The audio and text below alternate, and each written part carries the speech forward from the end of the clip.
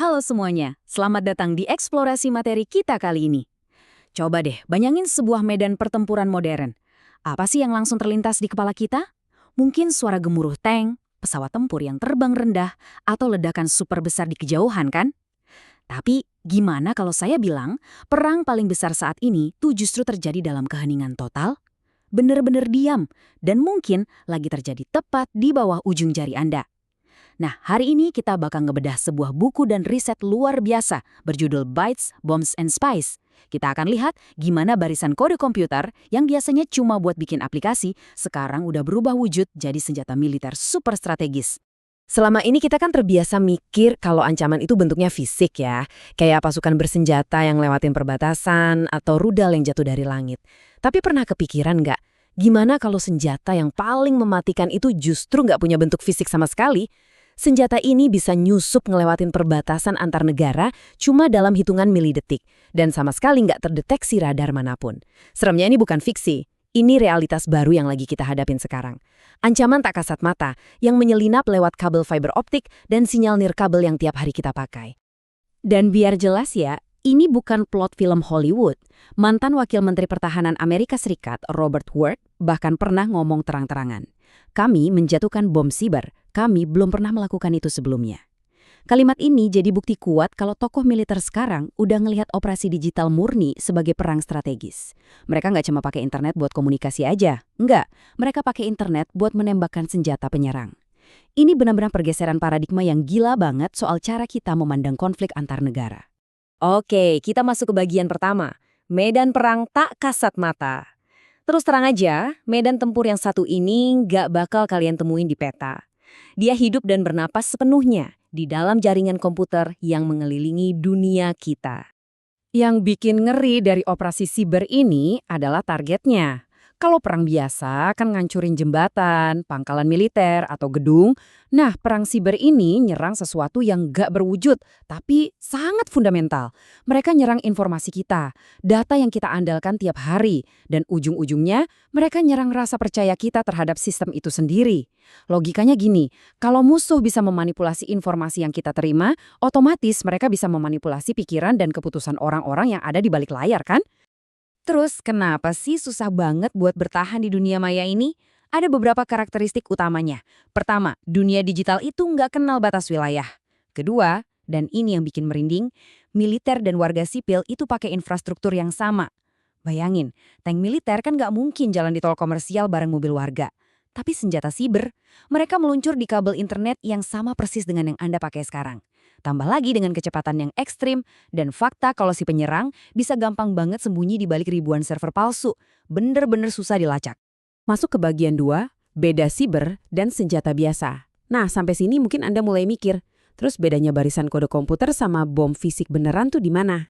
Kalau kita ngomongin senjata kinetik, kayak rudal atau bom, cara kerjanya jelas. Berdasarkan hukum fisika yang gampang diprediksi, dia meledak dan ngancurin apapun di sekitarnya pakai kekuatan kasar. Tapi senjata siber, beda banget. Mereka ini butuh tingkat presisi yang luar biasa tinggi.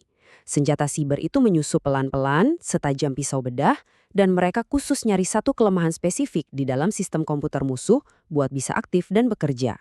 Makanya ada satu fakta yang sangat menarik di sini.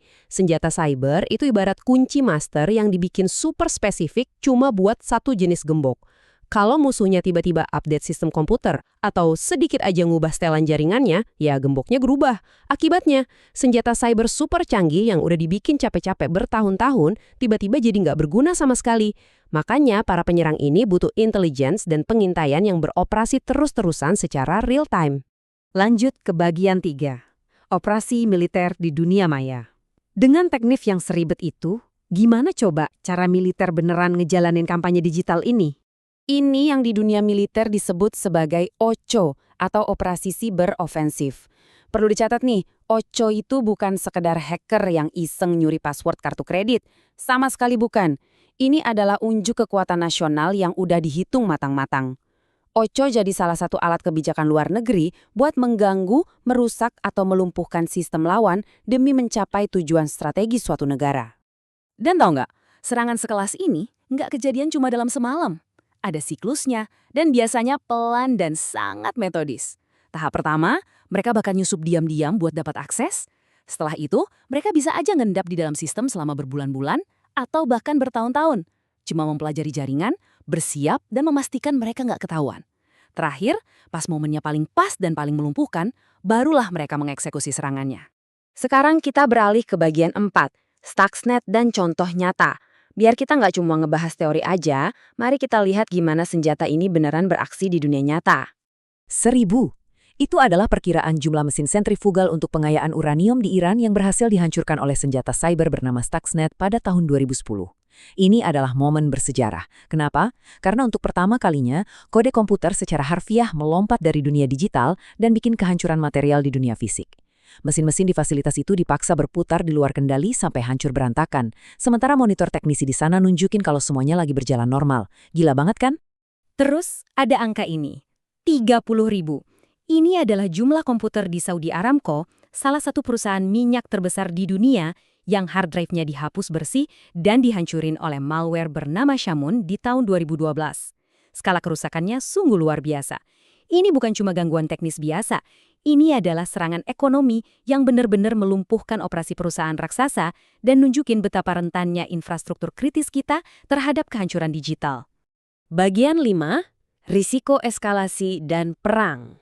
Nah, kalau operasi digital bisa bikin kerusakan separah ini, apa jadinya kalau serangan tak kasat mata ini malah memicu konflik militer yang lebih luas? Disinilah muncul apa yang disebut dilema pertahanan. Di dunia maya, alat yang dipakai buat ngintip jaringan musuh itu bentuknya hampir kembar identik sama alat yang dipakai buat naruh bom digital. Jadi coba bayangin kalau suatu negara nemuin penyusup asing di sistem kelistrikan mereka, si negara ini kan nggak tahu pasti penyusup ini cuma lagi memantau atau lagi siap-siap mematikan listrik seluruh negeri. Ketidakpastian ini menciptakan paranoia yang luar biasa, di mana ketakutan itu bisa bikin mereka nyerang balik secara agresif dan memicu perang besar. Masalahnya makin ruwet karena pemainnya udah bukan cuma pemerintah aja. Kita ngelihat kemunculan Cyberwar Inc. Di medan tempur ini emang ada negara, tapi ada juga perusahaan swasta, tentara bayaran, proksi, sampai kelompok kriminal. Kalau tiba-tiba sistem Anda diserang, nyari tahu siapa yang beneran narik pelatuknya, itu susahnya minta ampun. Nentuin siapa pelakunya udah jadi mimpi buruk tersendiri buat para analis. Belum lagi masalah komersialisasi. Senjata siber yang dulunya cuma dimiliki sama negara dengan anggaran militer raksasa, sekarang bisa dibeli asal ada dananya. Keterlibatan pihak swasta ini benar-benar mengaburkan garis hukum internasional. Ujung-ujungnya, ini menciptakan perlombaan senjata global yang bergerak jauh lebih cepat daripada kemampuan hukum dan diplomasi kita buat ngaturnya. Akhirnya, kita sampai di bagian 6, masa depan senjata cyber. Terus, apa sih imbasnya buat masa depan dan keamanan dunia kita? Satu hal penting yang mesti kita pahami banget, internet itu udah bukan cuma tempat buat media sosial atau bisnis. Secara resmi, dunia maya udah ditetapkan sebagai domain perang kelima.